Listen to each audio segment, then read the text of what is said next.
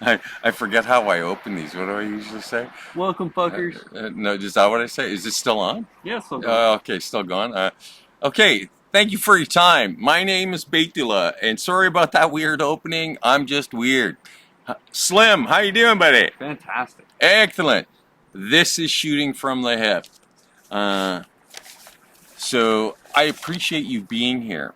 Please keep in mind what we're doing here on Bet On It, Shooting from the Hip. We explore ideas, philosophies, and noteworthy information.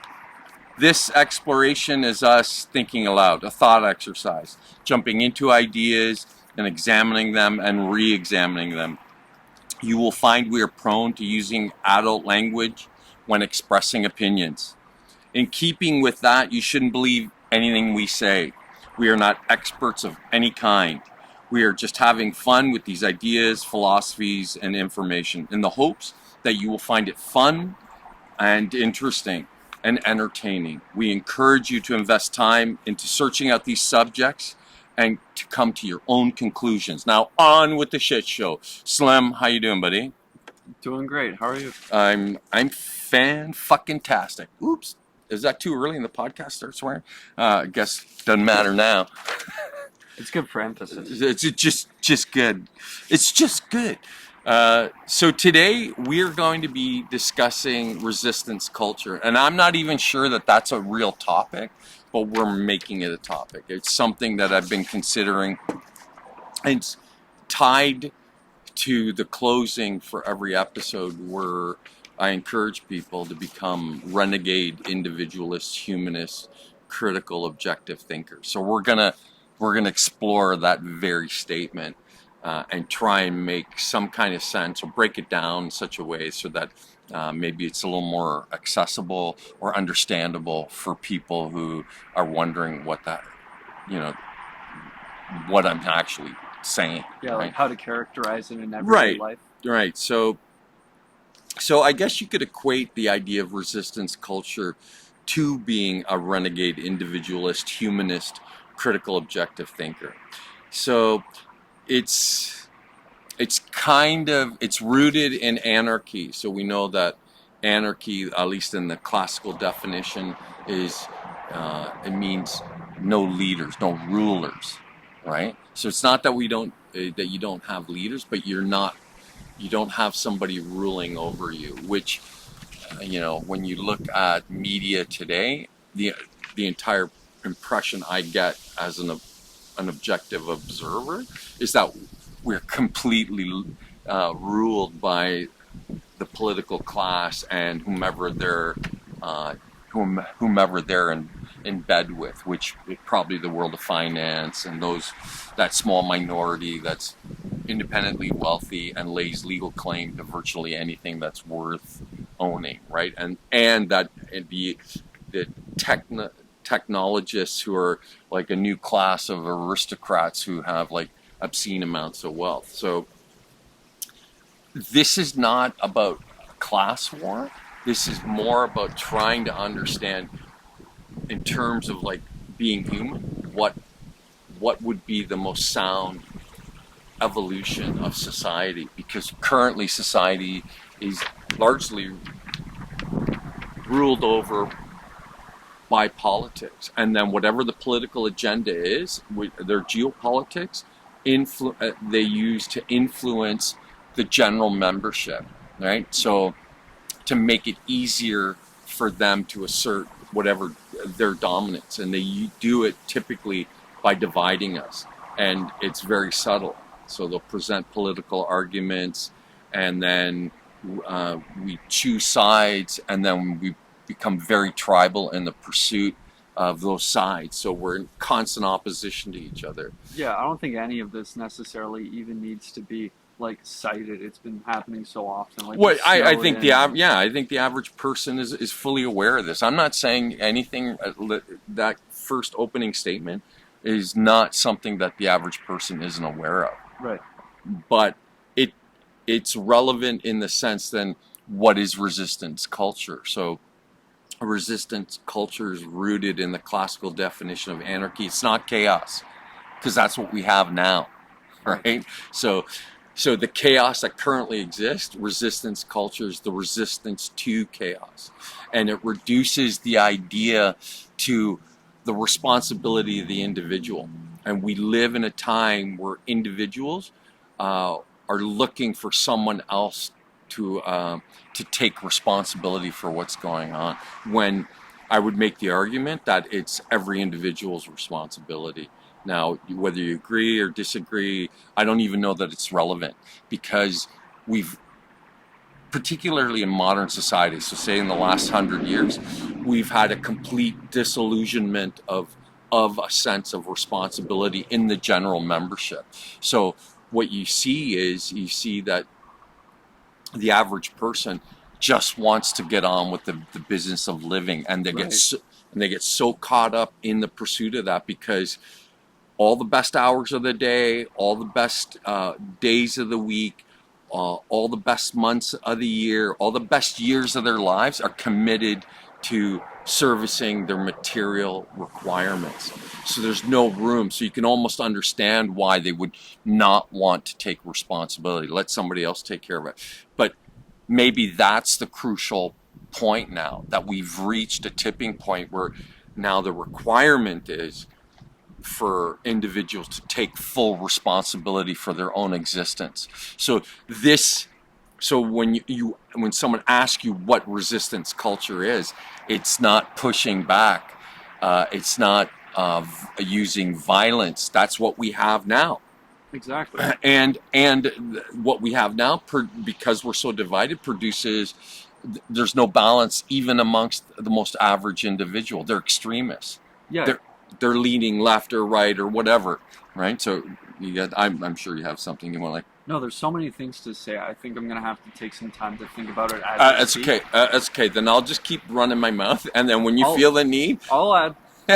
Yeah, no, it's just gonna take a minute to me to figure out some of it. Like, when we look at this, we kind of have to take the perspective of like you say pretty commonly, it's a feudal technocratic society. Yeah, it's a new version of feudalism, right? We're economic feudalism, right? We're all familiar. The ism means, like, to the end of this is the most important metric.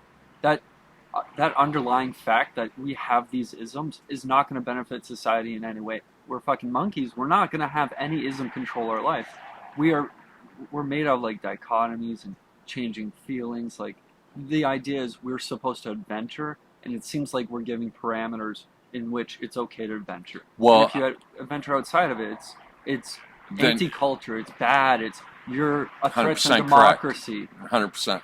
But that's those who are in power. It's them not dismissing you, trying to, anyone who's aligned with them, to try and get them to turn on you, right? It's division is in the framework. So it's like the idea of anarchy doesn't seem more scary. It seems like, wait a minute, my neighbor is my caregiver and I'm my neighbor's caregiver. Imagine that. Sounds a little better. Oh, it sounds way better. So the current tribalism that we experience, based on a left or a right ideology, or a religious ideology, or a cultural ideology that's used to drive wedges between us, it allows for those who maintain authority to maintain authority. And when some of the doublespeak that they use is they address the issues of concern, but they're arguing that they're left-leaning or right-leaning or religious views, that the answer to whatever the problems are exist within those ideologies. And I make the argument that those ideologies created all the problems. So the fact that you adhere to them, and then looking for a solution within that ideology, is kind of ludicrous. Bob, you just gotta trust the science. You need to shut up. So when I say resistance culture, the idea is not to foment a physical, violent revolution. Right. The idea is for people to have a personal revolution or transformation. Whoo, bees. So So this is the idea of resistance culture, where now the individual asserts control over their very existence, Right. right? But here's the rub: it's a ton of work, and it's the kind of work where you have to disconnect from your attachment to the identity that you foster based on a political ideology or religious ideology. Again, I've talked about this to no end, that subjective view, those biases, those preferences or prejudices are the problem. And it's not that in and of themselves they're problematic. What makes them problematic is the fact that people treat their particular view as being the most important one or paramount or supersedes somebody else's. So then all that does is create division. Those things, if you require it and you need it to identify or to sort of like to be able to characterize whom you are, that the fact that you treat it with the significance that you do is part of the reason why we're still very tribal in the way we look at each other. Yeah, like that's very loaded. But if you think about like the borders that are drawn, those are only physical because there's walls and this and that. Whereas like the most dividing factor is the beliefs. There's no population that's owned by the land. Like this idea that these borders, this isn't about the idea of countries or.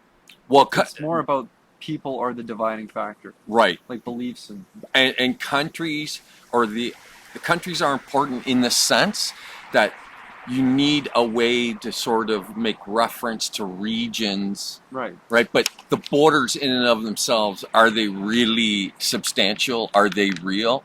Well, in a manner of speaking, no. They're real in the sense that, because how are you going to, in the course of conversation, express to somebody that you come from this northern part of North America? Like it's so for ease of communication, that's why we assign designations to regions. Go, this is Canada, right. And then within Canada, this is Ontario, and then within Ontario, this is Toronto, or this is Kitchener-Waterloo, or wherever the hell you're from, right? So those things are not meaningful other than as reference points. But here's the problem. The average person assigns some kind of value to them. So resistance culture is going here. They're important in terms of reference point, but they're not valuable. Oh, sorry, this is what I'm trying to get to. So it's within that border, like the form of governance changes, the culture might change, but culture is not defined by like regional, it's by the people. So it's not necessarily that these borders are so important. It's the culture within that people feel threatened, but they'll find that same culture in different borders. Right. So what's okay. the point? Okay. So again, the moment that you hold a particular ideology up high, right, then the fear it produces fear, because now you think that others are in opposition to you will try to topple your particular ideology, because another group who has a different ideology doesn't agree with yours, and it ignores the fact that we're all human beings, right? That's what it completely ignores, and at the root of every individual, we all want the same things. We want a satisfying life. We want to be loved. We want people to love, and we don't want to have to fear any kind of violent action that could destroy any and all of that. I just described the last 5,000 years of fucking history. So at what point do you sit there and go, okay, we need to start changing the way we think? Because it's inherently problematic, but it's inherently problematic because the kind of value we assign to our particular ideology, when what you should be seeking is always balance and understanding. And I'm not squeamish. I'm not somebody who thinks that like you're going to eliminate violence altogether. But open warfare, where where what you get to experience is collateral damage and non-combatants, I go, come on. Yeah, like these these borders in governance, they just kind of fight to their own end so they can say, hey, we can control this area for their culture. It's like the idea is culture is the metric. And they fuel the average person to support their endeavors. Yeah, through fear like all the classics. Right. So when I speak to the idea of resistance culture, and we talk about being a renegade, individualist, humanist, critical, objective thinker, it's about self-mastery, that you, the individual, no longer are being dictated to, that in fact we turn the tables, we start dictating to that small minority that has everybody by the short and curlies or by the balls, whichever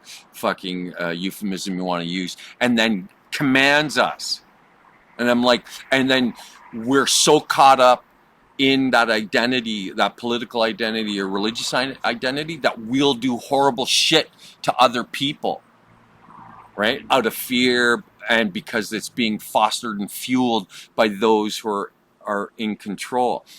I don't want to incite a class war. That's not the answer either. The answer is individuals rising to the highest expression of themselves, to actually turn their potential to realize it and turn it into a reality. So the greatest salvation to the planet is the personal transformation of the individual members that make up our planet, our society, and all the different, whatever the differences are, again, all superficial, all regional. So they're great as reference points, but they're not valuable. But that's the problem. Everybody identifies with their cultural minority versus another one and feels threatened by them. I go, it's the height of stupidity. It keeps us bombing like non-combatants, destroying hospitals and going, oh, it's just collateral damage, and excusing it as though it's nothing. As far as I understand, when you do shit like that, those are war crimes. And it doesn't matter who the fuck's doing them. Right? So it doesn't matter what your fucking team is. You can wave all the flags you want. I would recommend, if you're a flag waver, you jam it up your fucking ass. Right? Because there's no requirement for it anymore. And you're not doing anybody any kind of service by remaining or continuing the same kind of hostility towards each other and trying to dominate each other. We've had it for 5,000 years. Let me ask you, has it resolved any of the issues? Any issue? No. It's just all we get is a temporary cessation of any kind of violence. Yeah. Until it reaches a flashpoint or tipping point, and then we're back at each other again. It's fucking ridiculous. And we are ridiculous. And the only way to free ourselves from that kind of stupidity is, again, it's not a problem to have a culture or an identity, right? Like that needs but to. It can't be an ism. Well, they can't be paramount. They can't be the most important thing, because soon as you do that, then we are at odds with each other, and then there's people who will take advantage of that for their own ends, and that's the world you live in. Oh, I was gonna say, to some degree, there's unavoidable things, but it seems very possible and very probable as people continue to find the best versions of themselves, behaving accordingly, being grateful, finding opportunities, and responsible. Yes. Right? Like that we take responsibility for ourselves and by extension for each other. Yeah, the big point is like these forms of governance would relax back into this version of accommodation. Like, we're going to help where is necessary. Like, to some degree, there's always force that's required, but it's not going to be overbearing. It's not going to be like this technocratic NSA, we read through your emails type crap. Well, but that surveillance police state, again, it feeds into further division. Right. Right? And I'm going, so how, what is it that as an average person, is that what you want to live in? Like, I can't imagine anybody willfully going, yeah, that's a great idea. 24-hour surveillance. I get a scorecard, and if I'm a good American or a good Canadian, I get travel privileges. I get to do all the shit I want. And if I'm bad, fuck you, rural living, and you can fucking be destitute or whatever. I go, it's ridiculous, and we've had it for so long that. Resistance culture is the idea of resistance culture is a resistance to that. It's against the state. It's against all isms for ism's sake. So that includes crony, Ponzi scheme, capitalism, because I like capitalism in terms of an economic model, but not the shit that we currently have, because it's so completely centralized that it's not a free market. So then you don't, they can do what they're doing. Post-COVID, think about how much the price of the average good that we buy has gone up. And they justify it because, well, COVID happened and we don't have the logistical ability to make sure everyone gets their shit. That's bullshit. It's fucking lies to feed into an excuse. And then like sheep, we're okay with the fact that they're fucking basically reducing us to either you pay your rent or you pay your utilities or you pay for food, because you can't pay for all three. So one thing you're going to have to renege on. And then they have the nerve to call you fucking irresponsible. Well, fuck them. I think it's obvious when they price gouge and they intentionally inflate that. The idea is that it's a tool to It's just a way that they use to justify, and then we're so passive. Yeah, I have something. Yeah, so, I was just gonna say we're so passive that we just accept it. We're just like, yeah.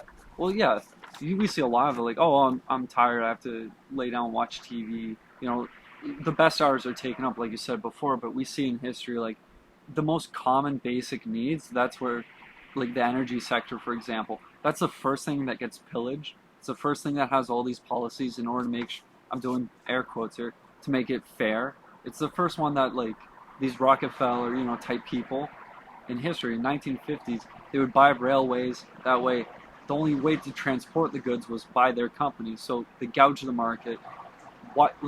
It seems obvious in a culture where we ignore that the most common things we need are the most gouged. Well, it's a fixed system. Yeah, but fear's a huge component of that, because it's fear of not being able to sustain a place to live. Like, homelessness is on a rise. Like, come on. Like, what more evidence do you need that things that whatever platitudes they sell us are complete bold-faced lies, right? And that the only way out is in. You can't change it externally. That doesn't work. That just means more problems. Yeah, like there's going to be great people who would actually get involved into politics because they believe in genuine change. They would say something along the lines. Yeah, but like this is what I'm trying to tell you, that the fact that they think that they can step into the political arena and make a difference, that kind of thinking created all the problems. You want to fucking fix shit?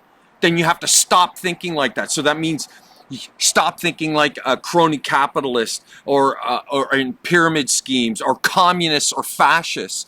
All those ideologies created all the problems that you wrestle with. If you address the problems intelligently, you remove your biases, which is what those things are, then you're only left with one thing. How do you address the problem that you're confronted with? And if you approach it intelligently, which is what being a renegade individualist, humanist, critical, objective thinker is, that's how you discover what the solution to the problem is. And within every problem, it will indicate or should show you the solution to it, and it should be simple and elegant. That's how you know it's a good solution to the problem, but not this convoluted fucking shit that every fucking asshole that wears a suit and tie and claims that they give a shit about us, none of them do. And don't be confused. And again, don't be burning shit down. Don't be fucking like looking to destroy stuff. What you should be looking to do is elevate yourself. That's the way out. But everybody thinks that, again, very wrongly, based on their biases, that we got to have a foment rebellion and we're going to overtake them. So you can have another fucking asshole who's going to sell you more platitudes. No, there's no sense of rebellion. The idea is that personal evolution will dictate how you communicate to each other. At some point, communication affects belief. Everything changed with belief. Max Weber said that the whole Nietzsche, we have killed God and we don't have enough water washed with the blood. Oh, okay, but what do you think he was talking about? At least with initially with religion, it was the threat of like being immoral, right? Would have a negative effect on you in the afterlife, so that in this life you had to behave. And I'm like, no, this is not a religious thing. With the death of God, that doesn't exist anymore. You can do whatever the fuck you want. Right. That's what he was talking about. Bringing it back to meaning, you have to discuss. No, so what you do is you sit there and you go, here, what's the most intelligent thing? That's the question you should be asking yourself. You wanted to know, you brainstorm, you discuss with people. Yeah, but when you look at a problem, the first question you should ask yourself is, what is the smartest thing you can do when you're confronted with the problem? Like I said, the solution will exist within the problem. Yeah, right? Like don't make it worse. That's a first option. Like, imagine that, eh? Is this the right metric in this situation? Right, right. It requires thoughtfulness, but we don't promote the ideas of thoughtfulness. But if you're being critically objective in your thinking, you can't help but be thoughtful, because now everything's a consideration. And then the whole point is that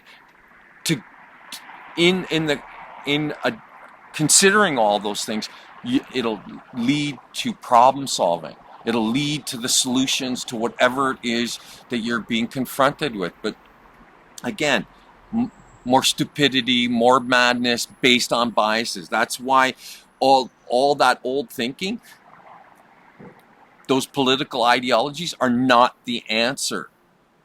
The answer is an evolution in the individual. That's the only way out. And if you think otherwise, you're foolish. You go back to your ideology and you blame others for your problems. That's it. It's the name of the game. Blame game.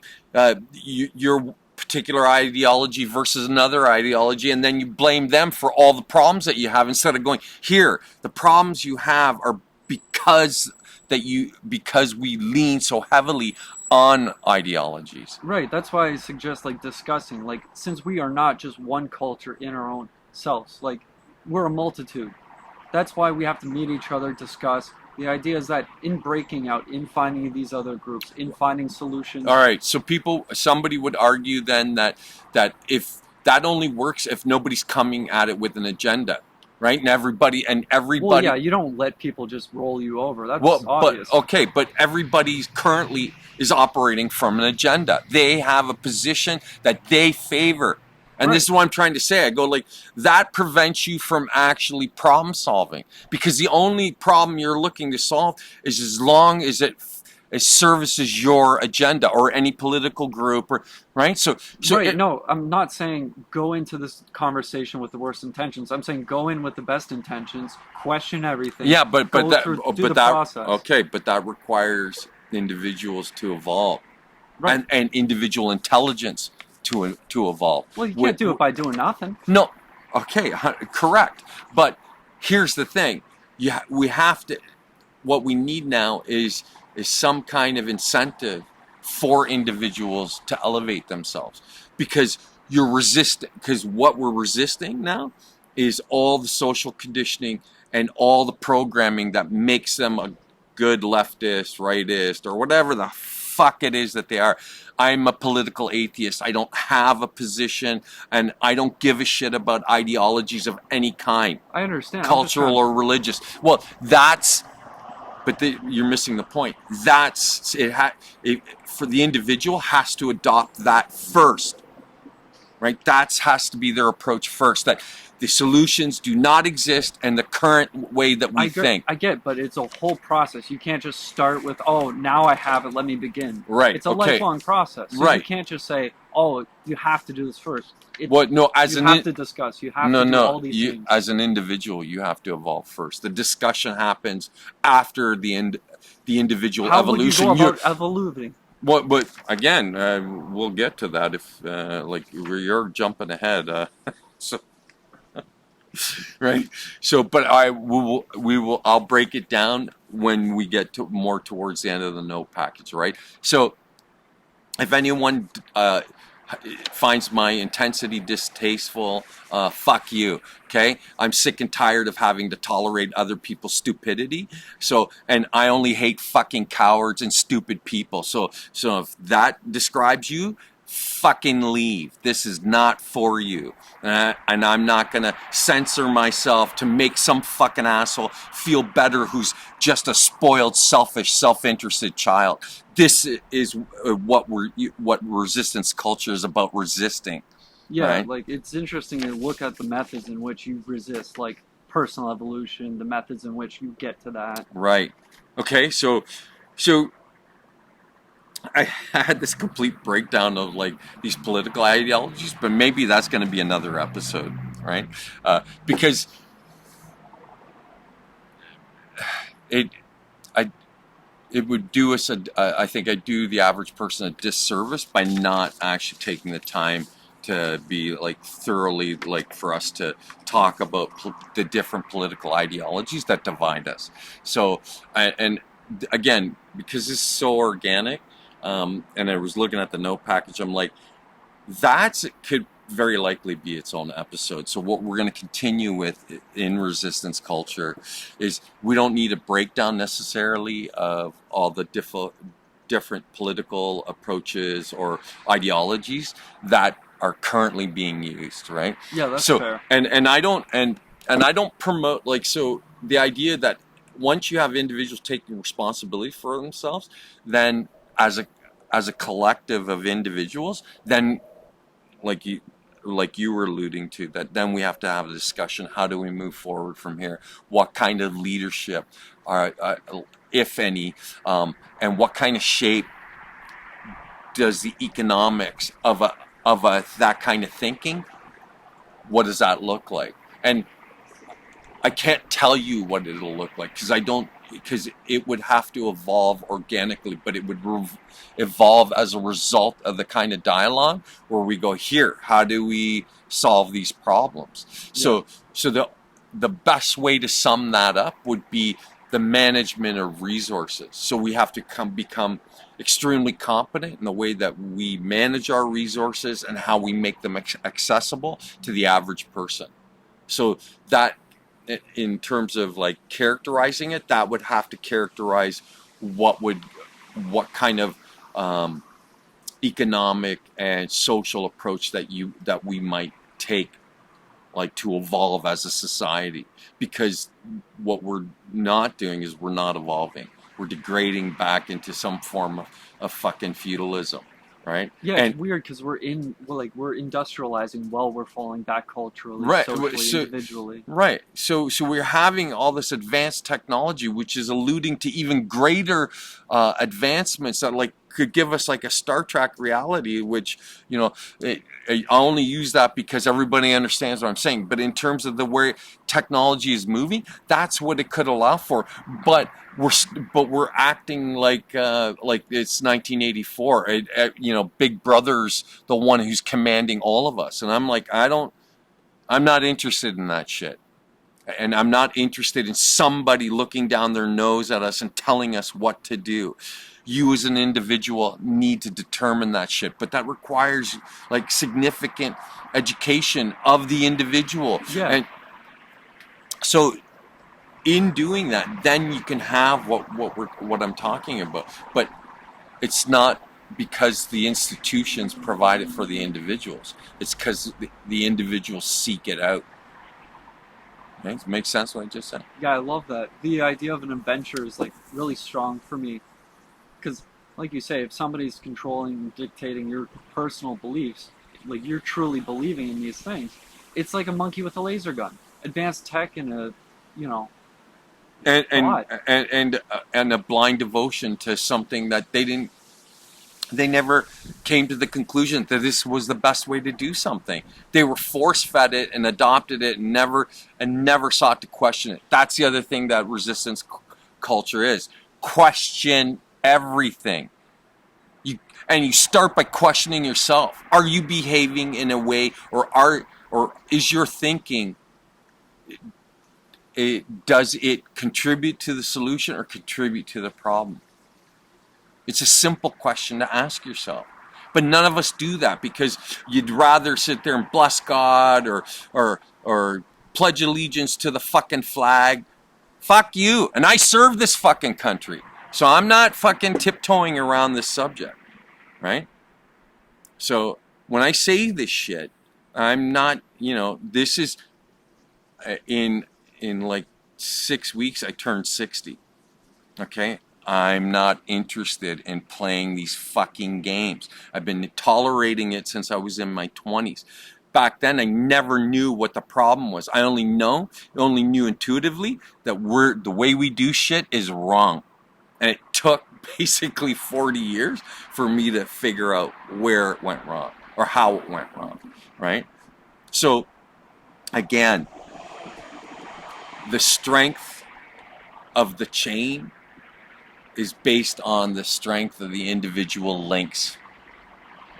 So then it's primarily important then that you make the perfect link every time. And we, the individuals, are the links. And society is the chain. So if you want to be stupid and you're happy drowning in your fucking shit, fuck you. Go and drown. Or lift yourself up and help to lift up others. That's resistance culture. I was gonna say on a larger than individual scale, like there's changes in industry. It seems like people are looking at new things. Like it seems like a breath of fresh air because there's things like regenerative farming that's being reintroduced, like classical farming. But see, to me, like when you talk about that, like that's the most competent way to approach this. Not industrial farming where now you reduce farming to factories, and it's a fucking holocaust. And there's a reason why they don't let you into those places with cameras, because if you saw how they treated the animals that we eat, you'd be fucking mortified. You'd be disgusted. But hey, it's not a problem. If I don't see it, it's not a problem. And those motherfuckers get away with fucking essentially murder. Right? I mean, it's a killing factor, yeah. It's murder. Well, yeah, but here, we could treat these animals with dignity and respect because we require them. They're part of the resources that we need. And if we're not treating them with any dignity or respect, do you think we're treating each other that way? No, we're treating each other exactly the same way. You're something to be exploited. Oh, you brought up, it was a while ago, Maxwell's hierarchy of needs. And I think it's very interesting how all of that... It's not Maxwell. Not Maxwell? Sorry. But, it's okay. It's okay. But this hierarchy... Maslow's hierarchy of needs. It's okay. It's all good. I was thinking it's very interesting in which all of those things have been pimped. But fundamentally, if we look at our requirements, basic requirements, we can then kind of back engineer like, okay, where did it go wrong? Right. Again, I'm not talking about violently destroying shit. I'm talking about looking at it and then coming to the conclusion it needs to be dismantled and then reassembled into something that reflects the highest efficiency, the highest competence. These are the hallmarks of like a really well-oiled society. But you're not going to get that unless the individual membership of the society experiences a personal evolution or transformation. Revolution, evolution of the individual, not of the society. We've had that 5,000 years of different societal ideas and stuff, and guess what we've done?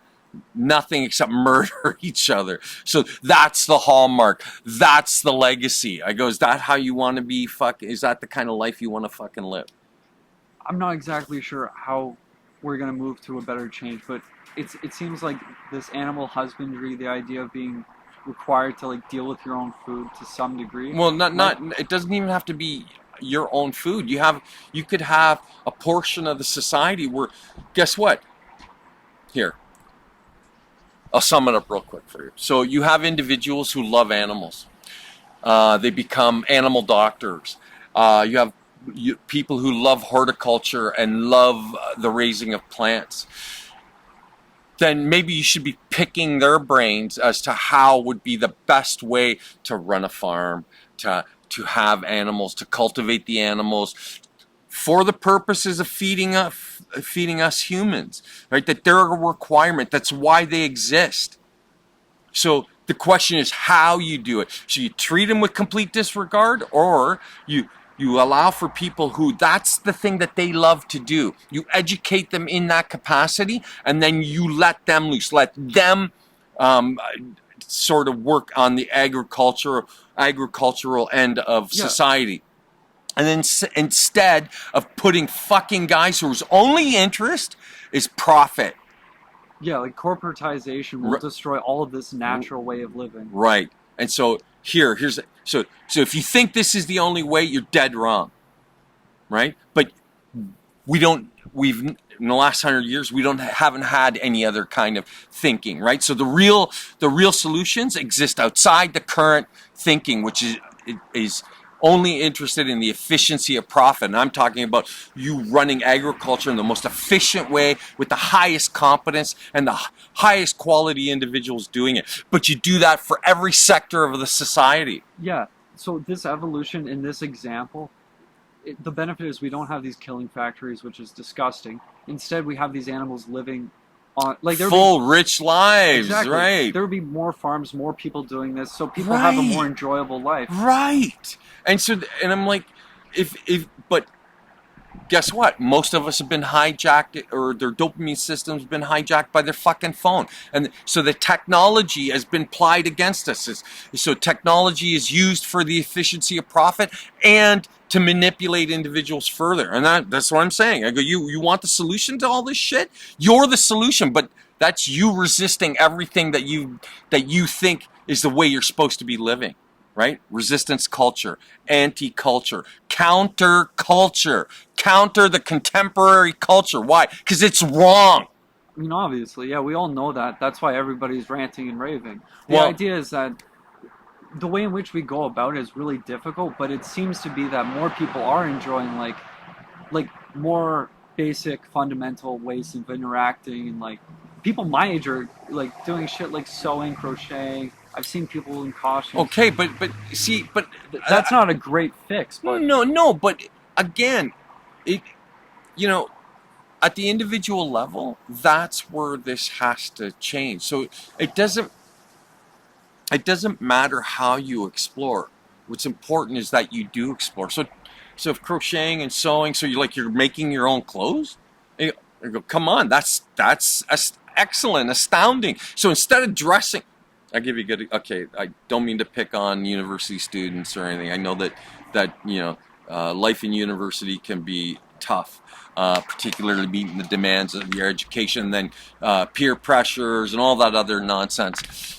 So when I go out in the evenings on a Saturday night and I see all the young people, males and females, and whatever they identify with, or how they identify, and they all look like cookie cutter clones of one another, not a shred of individuality. I would, you know what? I love Halloween, and I would love to see people dress up like Halloween every day of the week. So you can wear a cowboy outfit, dress like a pirate, why is that only something acceptable during that one day? Now, and I'm not talking about elaborate costumes. I mean like dressing in, say, clothing from 200 years ago, right? But that would require you to create those clothes, right? Or find someone who can do that for you, right? The point is that, see, you have guys walking around top hats and canes, and some dressing like punk rockers. That kind of diversity in appearance would be astounding. And then you go out in public and you see all these different looks. You have women walking around in like sleek dresses, and then you have others who look like they're going to some kind of southern cotillion or whatever they call them, or where they've got those huge gowns and stuff like. Can you imagine going out and that kind of diversity in appearance? It would be awesome. I go, but why don't we adhere to? Oh, it's impractical. Is it really? Right. So who decides that it's impractical? The ones who benefit the most from everybody wearing the exact same fucking outfit, right down to the same fucking haircut and hair color. Well, my thing is, there's no argument that it's impractical. The days in which you want to and you can, you do. Well, you should, or yes. And so this is, so again, resistance culture is part of it is not that we amalgamate and you disappear in the masses. It's you it's you amplifying the distinction, the uniqueness that is already you, the individual. You find your own style. You elevate yourself intellectually, intelligently, and you seek out the things that you're curious about, and you exercise creativity, and you do that in every aspect of your life. You think you'd have more balanced people that way? People who'd truly be satisfied with the life they're living? I was going to say the beautiful thing about people who find themselves in these adventures and they find ways in which to merge their studies into a new thing. That's art, that's creativity. Like this renaissance it's not only possible, it seems unavoidable when people do what is best for them, not what they believe is best, which would be, something that somebody else dictates to them. Uber Eats and yada yada yada. So like there's a beautiful world that's possibly unavoidable. It's around the corner.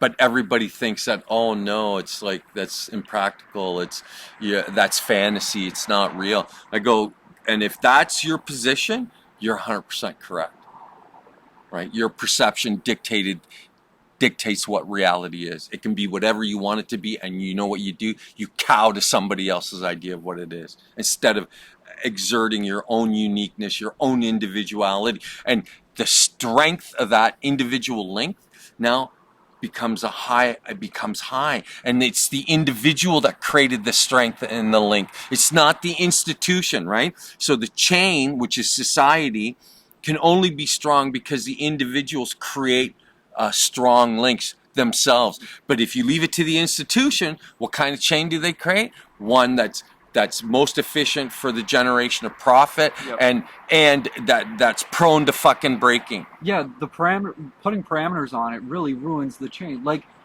I was gonna say curiosity is on the rise, but maybe curiosity is a positive metric to look at when you want to find like real change, like change in belief. Yes, I'm completely on board with that. That's what resistance culture is, right? So it's this idea that now we've reached this point in society, and we've reached this point in the evolution of human life on the planet, where we can make a significant leap forward. But what's required is for the individuals to accept complete responsibility for their life. They seek education, they educate themselves, they learn to the best of their abilities, and they don't allow for institutions to dictate what the methodology of learning. You use whatever method is available to you, and what you're trying to do is garner greater insights that can somehow now be reflected in a more humane and humanist society, right? Where you recognize the only reason that you have a great society is because you create great individuals, or the individuals accept responsibility for their own existence and they make themselves great. And then what kind of a world is a result of that? A great one, right? And if you don't think so, you're hopelessly devoted and lost to a delusional way of living. And I offer you the idea that maybe what we can do as human beings is we can evolve. Yeah, I was gonna say, like, we really kneecap ourselves when we don't believe that we can, be aware and present enough to see that opportunities are always there. Right. This idea of we can't make change. Change is unavoidable. You're constantly making it regardless of choice. So choose Wisely. Yeah. Right. Be aware. So then, as an individual, the characteristics you should be aspiring to demonstrate and manifest, things like courage and bravery, integrity. You're going to make mistakes. That's okay. That's how you learn. You learn from your failures. You'll learn more from failing than you'll ever do from your successes. But nobody thinks like that. right? It's the struggle that makes you who you are, the struggle to evolve, to become greater. So you use things like creativity and curiosity to drive your education. It doesn't matter what the area of specialization is, but you should have a multitude of interests, multitude of areas of specialty. So it makes you more comprehensive as an individual, and it gives you greater degrees of comprehension, understanding, right? But nobody gives a shit about that. They all want to be beautiful, young, and influencers until they're no longer beautiful and young, right? When people be aware, there's obviously all these opportunities where life is just so beautiful and we can dive right into it. Like, I use the expression, like, just, well, hard for life. You know, you're so into it. Like, this idea that when you're aware and you see these curiosities or interests and you pursue them, even if it's a short time, the idea is once you find something that has that goal, that really grabs you as an individual in your own way, that's when you dedicate the shit out of it, or yourself. Right. And in the pursuit of those things, what you may discover is things that you find that you're curious about, but that once you have explored a little more deeply, you realize it's not really for you. Yeah. But as a result of doing that, it might show you something that you're actually really interested in. So you follow it organically, and it'll lead to other interests. But you got to be willing to do the work. And we live in a society where the only work that's deemed valuable is the work for that minimum wage that you earn, so that you can live three or four people to an apartment, because you can't afford rent on your own, because it's so ridiculously disproportionate to what people are capable of earning. So then we're suppressed, because now the fear is, are you going to be able to pay for the things that you need, that you require? There's so many times in history that parallel this. It's like, what's the point of being concerned about these things when it's I don't want to say planned, but essentially the methods in which we fix things are intentionally not being used. That's been shown. That's been shown numerous times in 5 years. Yeah, and I would argue that the real solutions to all of our issues exist out of the current thinking, which is responsible for creating those very issues. So true freedom. Right. Yeah. So you're not getting solutions out of the thinking that created the problems. It requires you to think in a way that you've never thought before. And that's what this is. That's what resistance culture is, right? So to me, it seems obvious to me, right? But again, it's just me. And I assume that everybody's like me, that they favor things like the same things that I do, or they're interested by those things. But the reality is they're not. Most of them think that if they could just get more money or more material resources, everything would be okay. Well, even the most wealthy among us, they suffer from the same things we suffer from. So it dispels that delusion, that the idea that, like, if you just had infinite access to resources, you'd be okay. You wouldn't be okay. You still haven't addressed your own personal evolution. The kind of thinking you're trapped in right now, you would just perpetuate it further. And all having unlimited resources would just give you access to all the things that would probably drown you, right? Yeah. You just have access to more of it. Yeah, like, people spend more time trying to follow this one metric that they've been told to follow, instead of going for, like, the multitude of metrics that actually make a free life.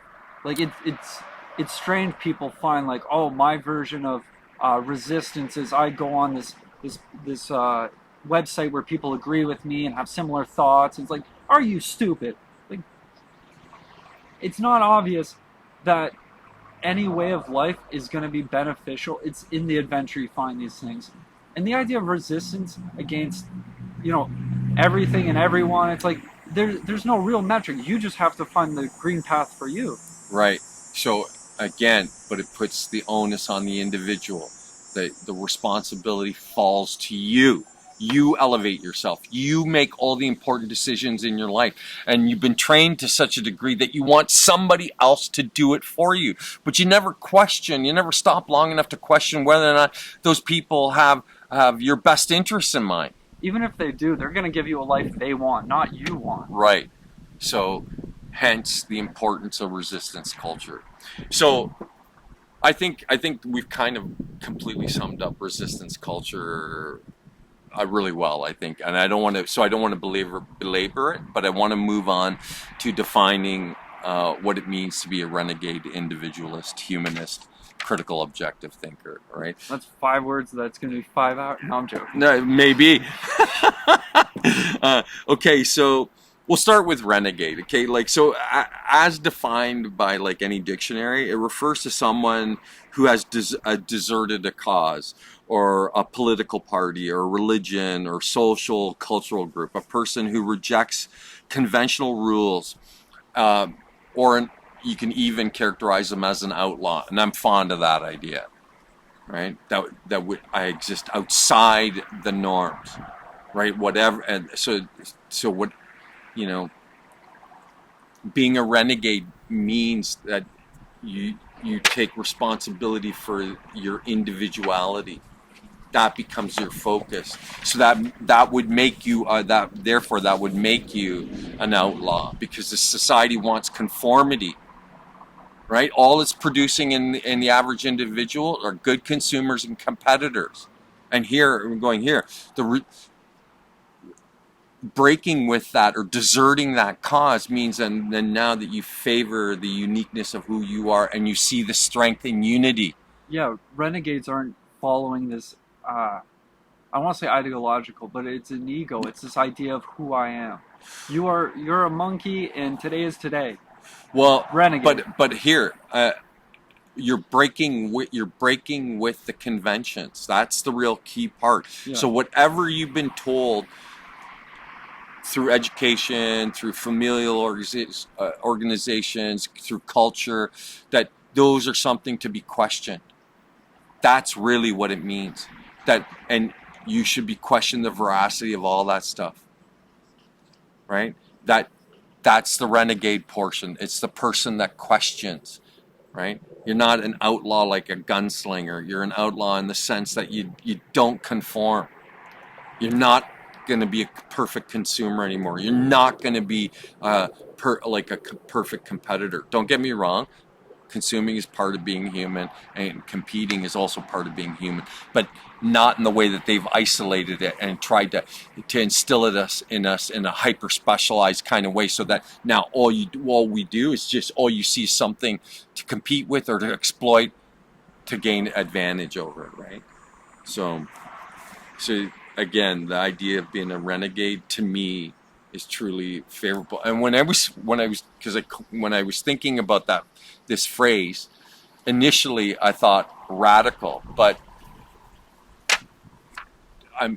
my concern was that too many people would associate that with an extremism, as being an extremist. And in terms of using the word radical, all I meant was a significant departure from the conventional way of doing things. So then renegade became the perfect word for it, and I actually kind of prefer it now to the idea of radical, but they mean the same thing. I think a radical change is kind of implied when you say renegade, because it's this idea of, regardless of what parameters put in place, you look for the true ones, the actual, or just to evolve past the ones that have been imposed on you, right? A radical change in and of itself, right? It could be pimped, right? And you, all I'm speaking to is the idea that you could be virtually anything, and it can be dictated entirely by you, the individual. And then where do you draw the inspiration? You draw it from the things you're curious about and the things that you're genuinely interested in, and you exercise the greatest degree of creativity, and you seek knowledge, because that's how you're going to make all that shit a reality. It's in the kind of knowledge that'll allow for that to actually occur. So that's why learning is a critical part of it, that you have to go out and learn, right? So now I'd like to address individualist. And everybody knows what an individualist is. It's someone who emphasizes their own independence and personal goals and is self-reliant. That's the key thing. Self-reliance. Often preferring to think and act in their own unique way rather than conforming to group norms. So this is the evolution of the individual. This is the evolution of society, right? That now you're going to think and act in your own unique way, but you're going to use you're going to use the ideas of like competence and intelligence are the key markers for that. So it's not enough to just be a clown's unique, but that you wouldn't call them competent or intelligent. Right. Right. So as an individualist, you seek competence and intelligence. And intelligence is not the memorization of facts and figures. It's the capacity to think. Yeah, like you have to be critically objective to be like, what do I need? I don't want to be the most unique clown in the circus. Right. So and again, individualists, they value originality and express themselves creatively, often prioritizing their own interests over those of the group or the society.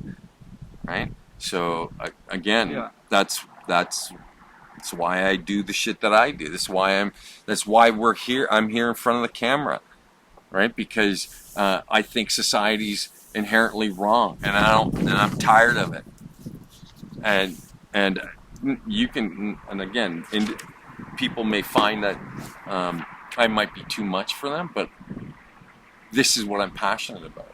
I'm passionate about individualists behaving like individualists, and that the only way to change society is for the individuals to change themselves. I'm not interested in manipulating society and making a societal change. I'm interested in individual change. And I'm motivated by that myself. My whole life has been about that. I think I've said this before, but using that combination, which is really great because they really support each other, even in the definition. It's like that mode of being, like that really emphasizes like how much of an adventure is out there. Because if you have to be all these things, that must mean there's a multitude of everything to see. Every beauty and terrible thing at the same time. Right. And I think perceptiveness and sensibility are also a significant part of individuality. Like that's the ability to be able to see what's actually occurring. You tap into your like the more profound emotions like love and caring, where you don't have to be inspired to action. You act because you give a shit. Right? And so these actions and decisions will often reflect the requirements of any given moment in time, right? So then you behave in a way that's thoughtful, that you end up choosing the most appropriate path you choose the most appropriate course of action or decision, right? So that's being critical. That's having a critical eye, like looking at shit and going like, here, remember what I said? The first question you ask is, what's the smartest thing you can do right now? Right. That's the responsibility. That's like, hey, put down that cookie. You know, you're gonna ruin your breakfast or whatever. But it can be also like, here, you're always curious about this. Why are you not actively pursuing that then? Or at least investigating it to the point where you either now are completely hooked, or you dispel your interest in whatever it is that you find fascinating. Right. Like, why lose that part of yourself? It's always available. Right. And that's where you'll experience satisfaction. That's where you'll end up feeling good about yourself and the life you're living. That can't be stressed enough. Right, those are the things that make a difference. So it allows for individuals to be truly great individuals, truly great people. Why is that such a fiction? Why is that so unimaginable? Why is that so unrealistic? This shit's unrealistic. Well, if you're genuinely asking, it's because competence comes with experience. When the reward is difficult because you put in the work, whereas experience comes with technology now. Like, But- you can just mass download bullshit. But there's personal growth. Yeah, there's Right. something real. When you're challenged and you acquire experience for doing things that are not easy but difficult, then you grow as an individual. You become that great individual. Not to make this sound negative or like strange, but like the best culture or cult that you like frame of perspective you can put yourself in. The best culture is like, you gotta be the best you can be, but the job is you have to become that. Yeah, and That's a scary goal. And it requires work, but all you have to do is just get up and do it. Walk through the door. There's tons of expressions. You just show up. All you have to do is show up, and then commit to the work. Keep showing up, and it'll be inevitable. Yeah, you kind of have to teach a man to fish, but you're the man and you're the teacher. Right. Which is fucking, that's an adventure. Right. It's yeah. What more rewarding existence could there possibly be? Doritos, Netflix. Yeah, right, of course.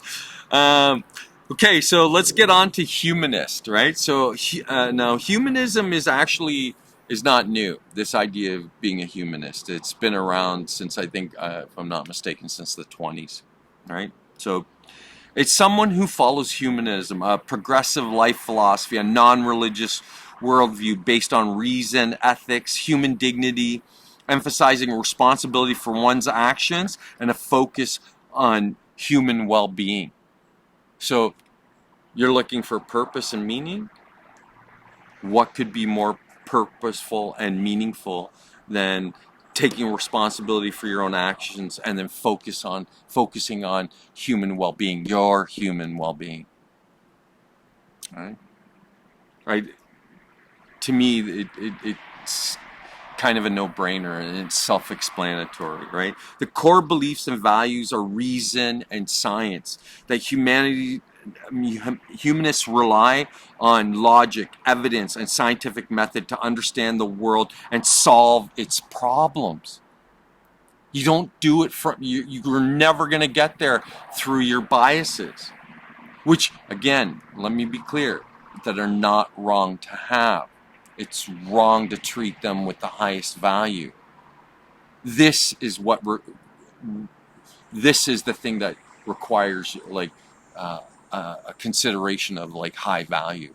The ability to think logically, to seek evidence, to use the scientific method to determine how, like, whether or not something is valid or invalid, and then you apply those to solve the issues you're confronted with, right?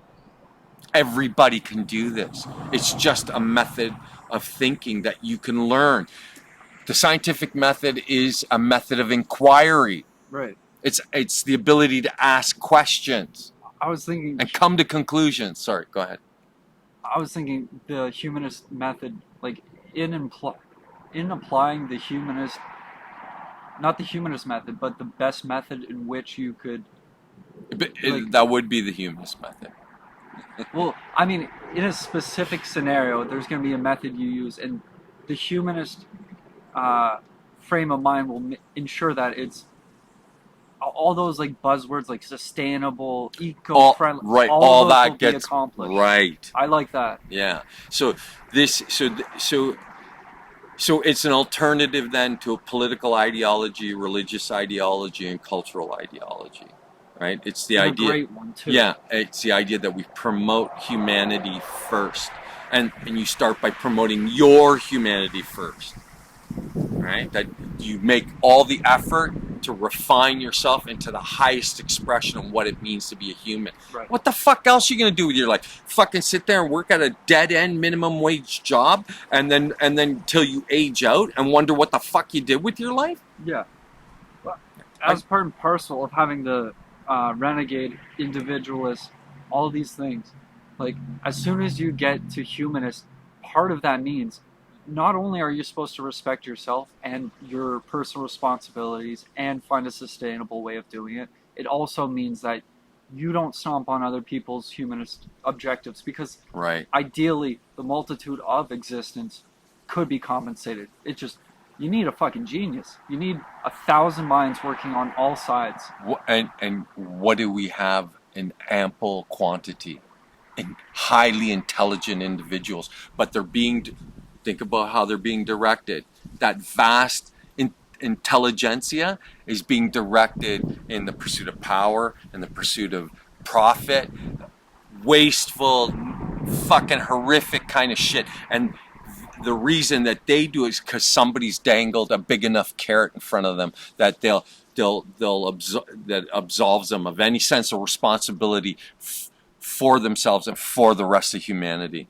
Time and time again, brilliant university professors have been like taken away from a great position where they could help people and young minds and all these beautiful humanist ideals. Instead, they work on black projects, like those secret projects. Right. So I'm like, so, and again, part of this humanist thing, so like we were talking about the core, that like those core values and beliefs, but ethics and compassion also go hand in hand with those core beliefs, right? Like it's a morality that is derived from human reason and sympathy and a concern for the well-being of all people and sentient beings. So that includes like animals and plants, that we don't treat them with disregard, that we can all those things are worthy of consideration, and we all have the ability to be considerate, right? But not in a world where profit comes first, right? And again, I challenge any asshole who would sit there and run their mouth about how effective or how beneficial whatever institution that they belong to, a corporate entity where their primary concern is profit, how much they service the collective humanity and individual humanity. Zero. The answer is fucking zero. They don't fucking help anybody except themselves. And it's the institution that they promote forward first. So and again, when I say I'm sick and tired of it, you can fucking believe that. I'm thinking because these things are going to naturally change, the institutionalization and, you know, stock shares, all these things only contribute to keeping the institution. That, right. Like, that inevitably it inevitably doesn't support what it was originally for. Right. So all it does is service its particular bias, and then sell us the idea that it's looking after us. They care. They don't fucking care. They care about the bottom line. Right? And it's a ridiculous notion to think that these fucking people are the ones who are best suited to be leading the fucking way. Fuck you. All right? So I'm not pandering to anybody. You don't like what I'm saying? Just please go away. I don't care. But for those of you who are thinking about what's being said and can get past all my passion and intensity, which is not a pejorative, which I often get accused of, I'm like, these are the things that matter. Yeah, it's reasonable to be not only passionate, but like, what are we going to talk about? The fucking weather all the time? I don't give a fuck about sports. I don't care about fucking the weather. If it's a beautiful day, it's a beautiful day. Done. Right? That's a very short conversation. Right. So part of the other thing about being a humanist is it's secular. Humanists are non-religious. And they believe that life and morality do not depend on faith in gods or deities or the supernatural, although they can. So that's one of those ones where even it's kind of paradoxical. But if you do believe and you do have faith, it does lend to being a humanist, right? Because it promotes this idea of like, you know, compassion and morality and the people caring about each other. So they're not entirely bad. They're not for me personally, but if you need to lean on it, knock yourself out, right? Like I don't take issue with the faithful. I take issue with them when they decide that their faith somehow supersedes everything else. That's the only bone I have to pick with anybody. All right. So, anything you'd like to add? I was thinking, it's a lens in which these people see the world. You know, a culture. if a geologist met a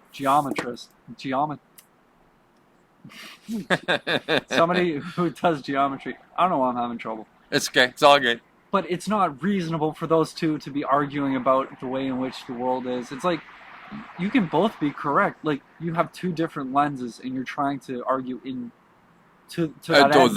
That one might be superior to the other. When you're like, there's room for maybe both to be correct. Yeah, there's no fear. There should be no fear in getting to that place where you're like, this is the extent in which I'm comfortable and confident relating this subject to my experiences. Like this is something I have to adventure into. That's beautiful. That's exactly what we need as community. Community. And so then lastly for humanism is something that a point I've been pounding since we started talking, and it's the idea of individual responsibility. Individuals are accountable to themselves and society for building a more humane, just and direct democratic world, okay? Or just a better world. But that's because we as individuals take full responsibility for our own existence. That's how that works.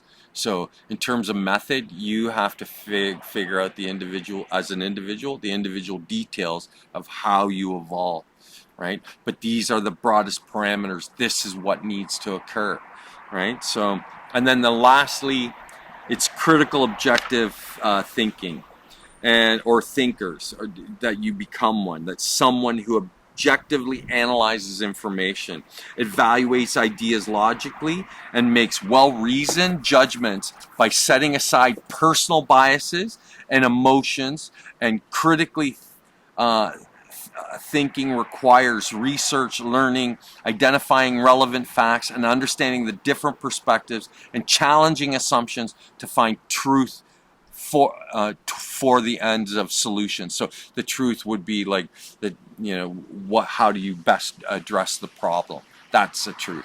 I don't buy into the idea that there's a universal truth. There's the truth of the moment that requires that you're confronted with something, and then the truth of that moment is the most competent resolution of whatever the issue is, right? So that's what critical thinkers are. There are people who can evaluate stuff without bias, right? So that's again can't be stressed enough how important that is, right? But most of us cling to our biases as though that's who they are. That becomes their identity, and it's part of our downfall. It's part of the reason why we're so easily controlled, because we we're tribal. We select whose side we're on. I'm not on anybody's side, right? I'm not against anyone, but I'm not with anyone either, right? So I'm in somewhere in no man's land. I don't want anything to do with any identity or ideology other than the things that I'm most curious about, the things that I'm most interested by. Those are the things that should be the hallmarks of who you are. Yeah, there's an interesting dichotomy because as you go on your adventure, it's like a mathematician looking for the solution to a problem. It's like the answer is beautiful. It's exactly how it needs to be. The ego of the mathematician should not affect the answer. That's right. So but what happens, very often, that's what happens. The ego does affect them. Right, but like in best case scenario, science and math are perspectives in which you solve these things. You have to become somebody who adopts perspectives, drops perspectives, changes perspectives, like right. So that you don't behave like an authority. You behave objectively. You go here. Where's the path lead? Right. You follow the evidence. Follow the information. But most institutions and experts in any particular field, they're authoritarians. They know best, right? And there's some people who argue, well, you need gatekeepers, right? And I go, no, you don't. You need to go, what are the observable facts? What evidence do you have? You just follow the evidence. You don't need someone to gatekeep it because you have a particular model that you think represents everything that you need. Yeah, like that's definitely out of like like money interest. Plus, it's convenient to some degree because they're like, oh, we have one guy that answers all the answers or all the questions, and he tells people how to answer the questions. But it's like, Yeah, okay, not good. yeah, there's no evolution there. That's an institutionalization of an idea, even though there's no physical institution. Right. So you can see now why the idea of being a renegade individualist, humanist, critical, objective thinker is really at the heart of resistance culture, right? The idea that you're not interested in destroying shit. You're interested in just evolving personally, and that evolution will lead to the dismantling of things that are basically ineffective or single-minded or single-purposed, right? So that now you're able to better serve not just yourselves but the whole of any community. Right? So the key characteristics of critical objectivity is remaining impartial and base judgments on fact rather than personal feelings. And think about that for a second. How often do people's personal feelings now they filter everything through? So now that leads to an opinion that they don't want challenged, or they look down on anyone else who's not in line with their opinion, because that's an interpretation of the facts instead of going, here, what do the facts actually say? Like, so what's the difference between interpreting the facts and following the evidence and letting it tell you what you're confronted with?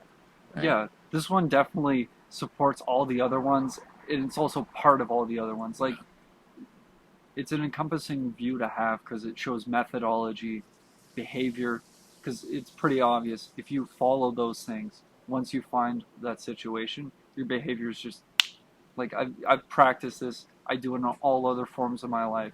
By the time you're older, you really are that kind of wise figure. Right.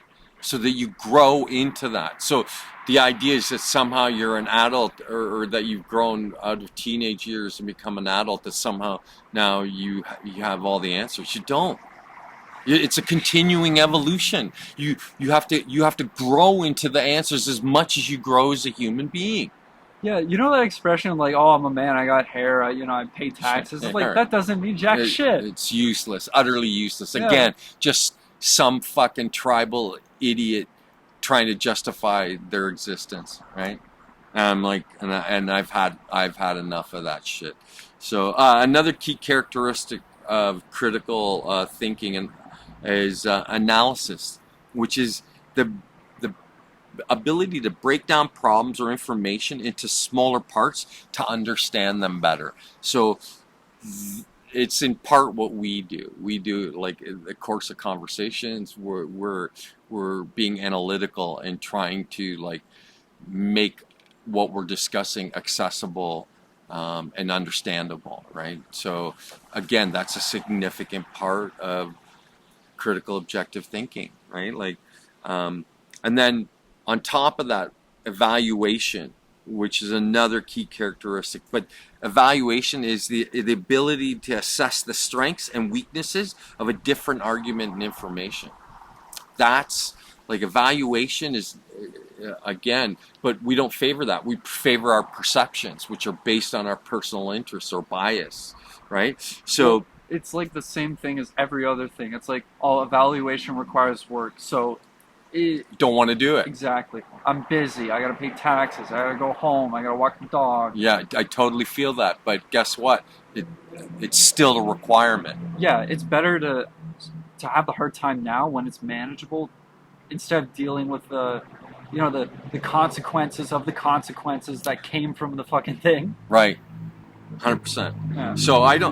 So to me, again, these are things that most of us either are completely ignorant of, or assume that they already know or understand, and the fact that we're talking about it demonstrates that not to be true, right?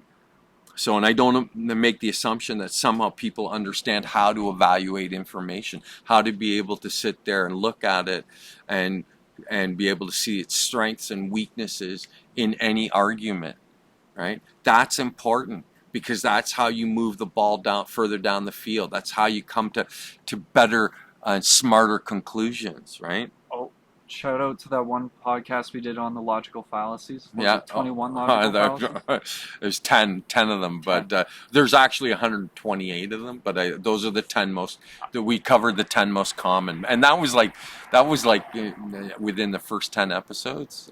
I'm sure in total there's more fallacies than people. Like this. Oh, well, again, that's opening up a whole different can of worms, but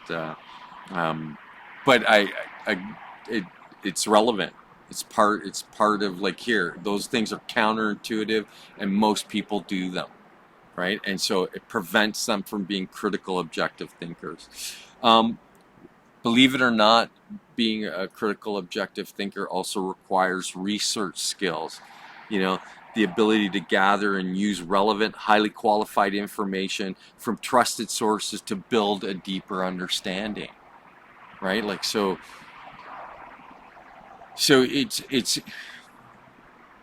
it's the ability to source what you need to know so you can grow further, because it's those insights that you gain as a result of all that work that actually open up more doors, that'll provide you greater ability to be considerate and to think about things, right? So again, when you say critical objective thinker, these key characteristics, they're kind of all requirements to that end, right? So we and all the time we've been doing this, we never broke this down. So now for your benefit, here, that, you know, like, that's what this is. So the funny thing is, in the pursuit of this YouTube channel, we exemplify what it means to be critical objective thinkers, right? So because we don't leave stones unturned. We look at all the available information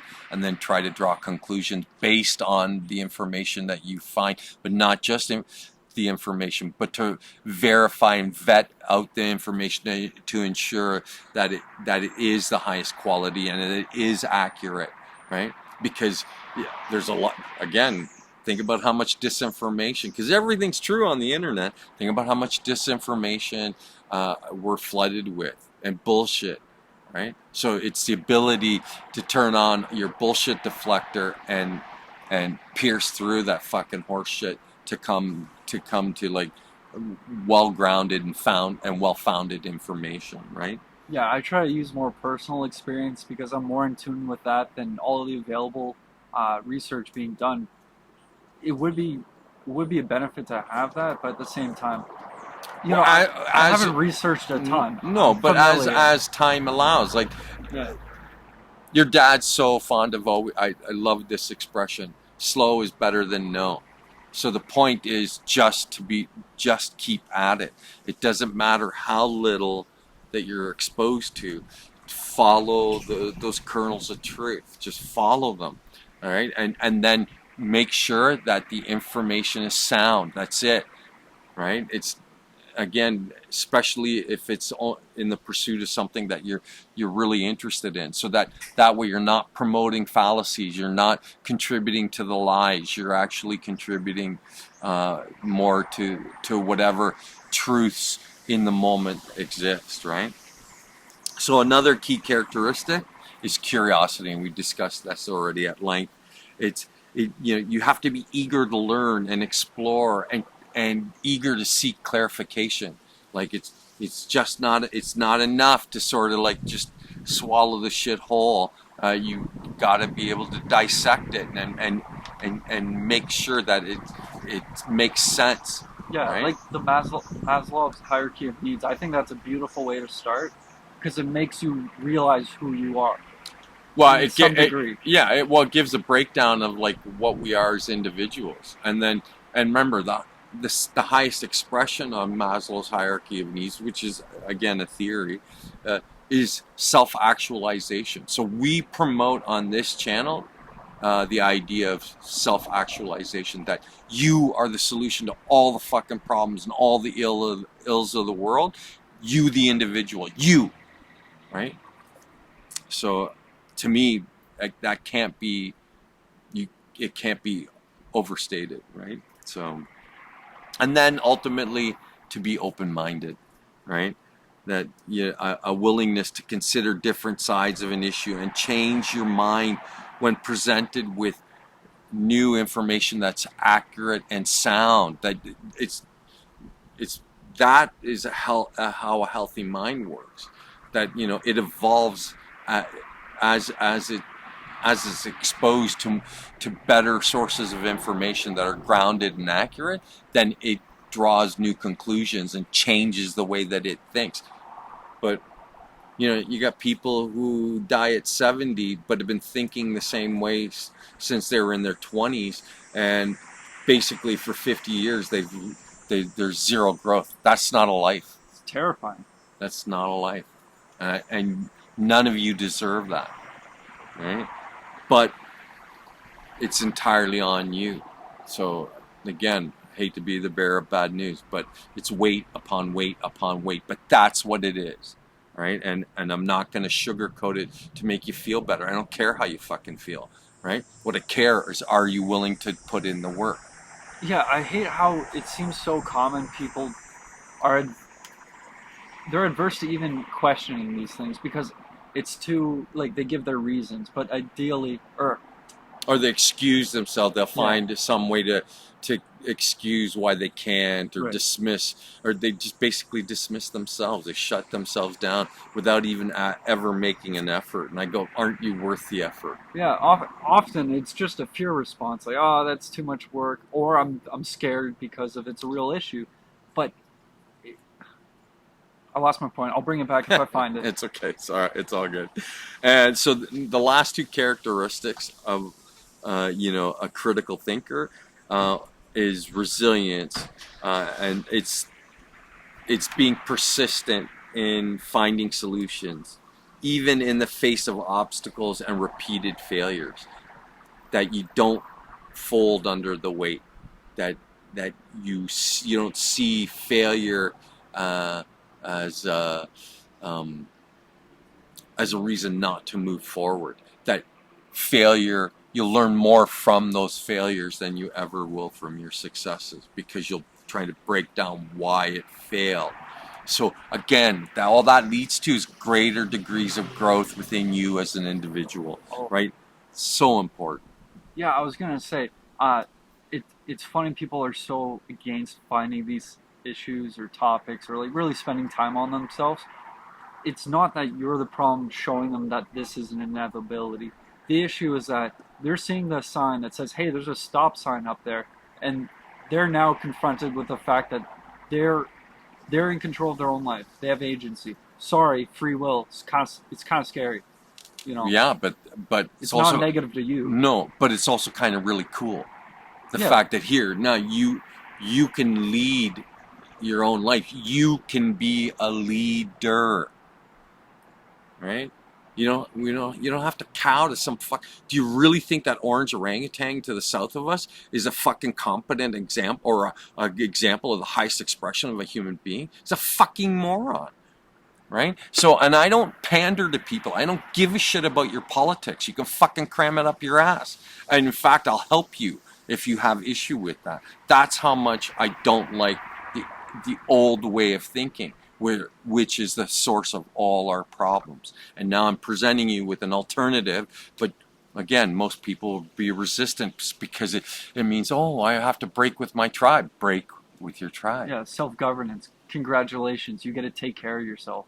Awesome. Yeah. Awesome. Oh no, but you got to take care of yourself. You don't get, some person in a suit telling you what to do. Right. So how convenient is that? It's not convenient, but it's a better life. It's 100%. a worthwhile life. 100%. Doubt that I'm true. Doubt that any of what we just said is true. Think about how much mental health issues are on the rise, because these are people who their entire lives have been told what to do, and so they're completely despondent. They're completely disinterested in their life because that's the way they've been trained. Good followers, well-programmed monkeys. Right? And it's not that they don't have intelligence or aren't competent. They're just really well trained. Right? So I'm going here. You can liberate yourself from that. You can find a way out, but you don't give a shit about that because it's too much work. Okay, it's too much work. That's literally just like, hey, you're a pissy teenager on Twitter. Now you're 18. Okay, now you start growing up. Like, this is literally just how maturity happens. People age. They don't mature always. No, but you can become mature. Beautiful process. Right, 100%. You get to, the one thing about aging is, I think it was David Bowie said it, you get to finally be the person that you were always meant to be. I go, come on, right? Why is that not a worthy goal? Like, and that's what should be driving you, right? Or could be driving you, right? So, and the last key characteristic of a critical thinker is self-awareness. They reflect on their own thinking process and they identify their personal biases. That's how well they understand themselves. And they understand themselves so well that now the personal biases no longer influence their ability to make decisions or to come to conclusions. They do it outside of the biases, right? That's the significant part. Self-awareness. That's what being self-aware is, right? Oh, I was thinking there's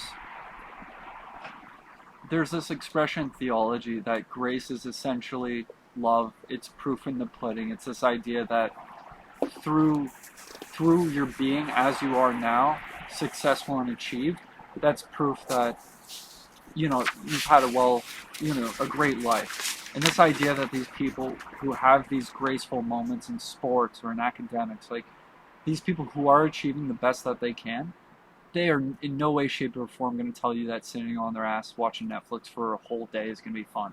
No, these are highly happy people. Right, but that's because they're active. They seek action. They put their interest to a test. They make the effort. All of us can do that. Yeah, to remove the religious connotations, this idea of a graceful way of being, it's been attempted. It's been done. Like, this natural progression of a matured individual, there's no way but up. Like, ideally. I again, completely agree. Right? So, really, like, again, the idea that the transformation of the individual, the evolution of each individual human being is really the answer to all our problems, right? That's the greatest gift that you can give humanity and every other creature that lives on the planet, including the fucking plants, right? So anyone who takes issue with me, like, fuck you. All right, like, just so we're clear, I'll be completely hostile with you if you decide that you need to fucking one-up me. Fuck you, right? This is not a game. This is for the species, and everybody thinks that it's not their responsibility, not my job. Somebody else is going to do it. Well, guess what? No, in 5,000 years, nobody else is doing it. It's your responsibility, each and every one of us. Each and every one of us. So that's what matters. Not this horse shit that we're playing at now. This fucking ridiculous bullshit that passes for a civilization. It's not a civilization. It's not civilized at all. It's a society, but it's not a civilization. Right? So don't be confused. Right?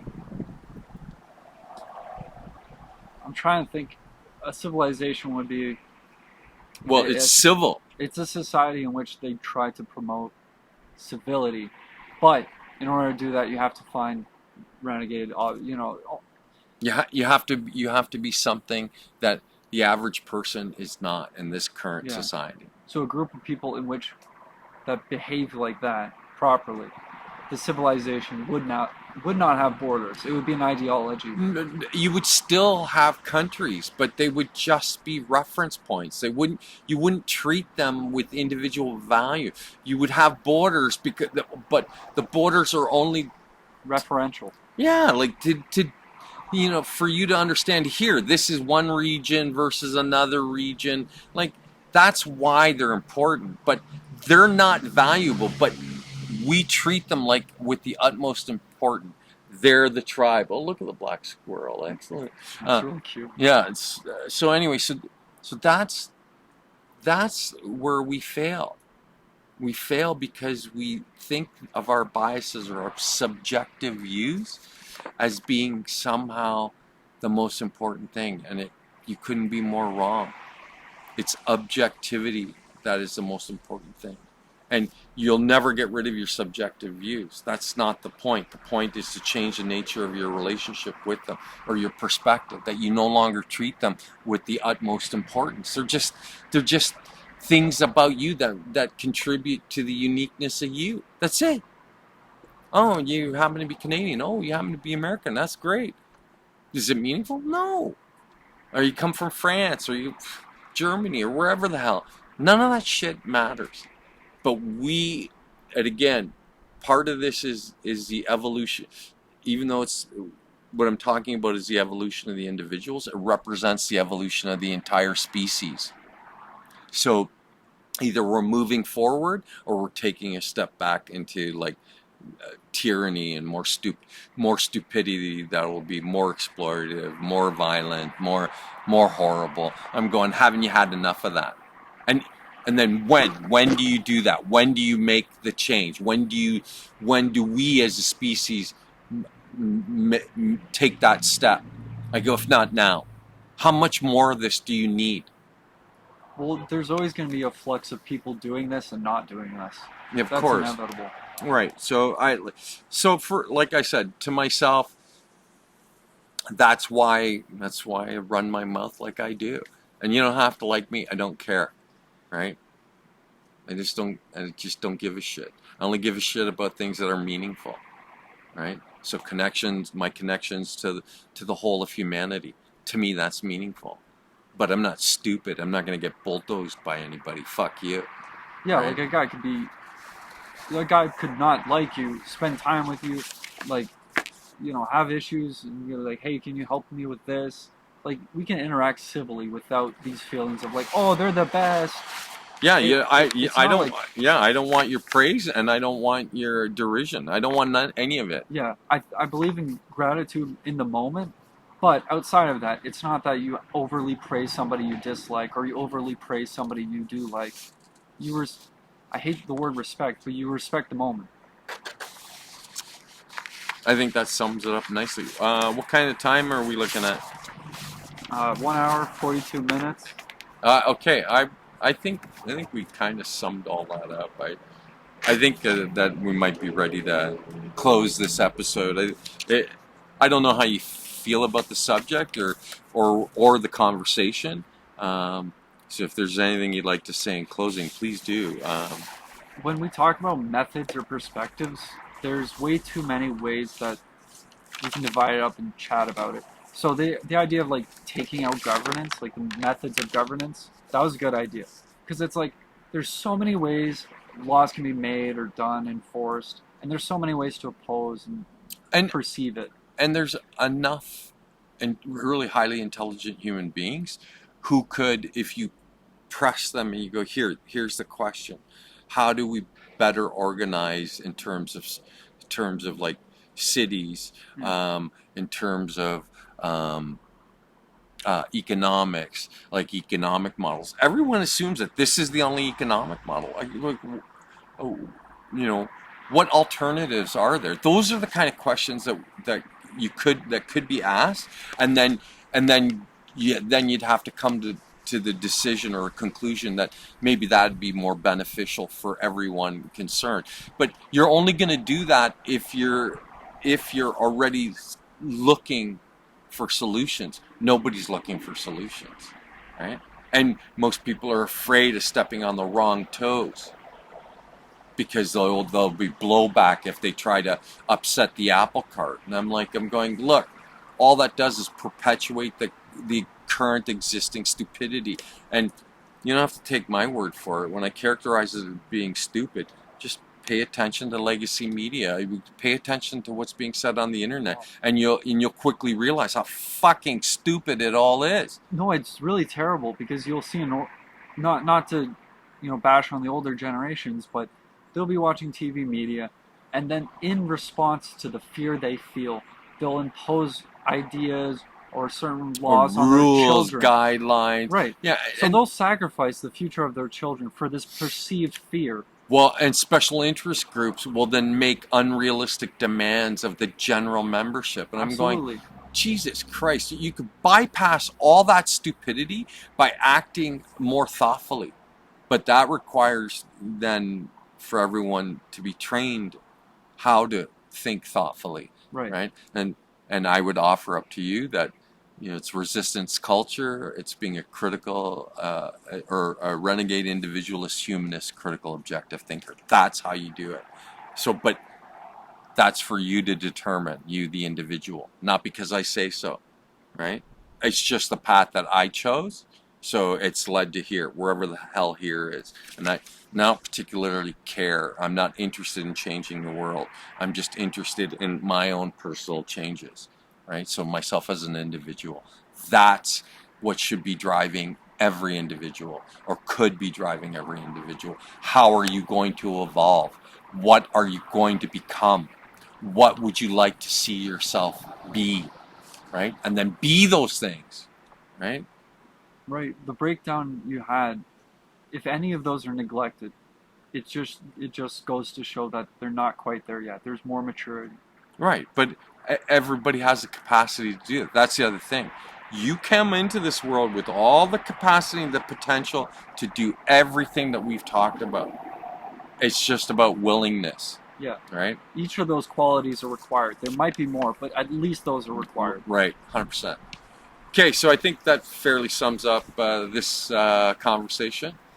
Agree, disagree? Yeah. Don't care? No, I was just going to say, like, do all the great things you want to do, like, to the audience. Yeah, man. You can be anything. Don't choose to be nothing, right? So in closing, I would like to say, question everything. Let me be clear. Question everything, including yourself, especially yourself. Seek balance. Seek knowledge. Seek understanding. Become a renegade, individualist, humanist, critical objective thinker. Thank you for your time. Have a great night.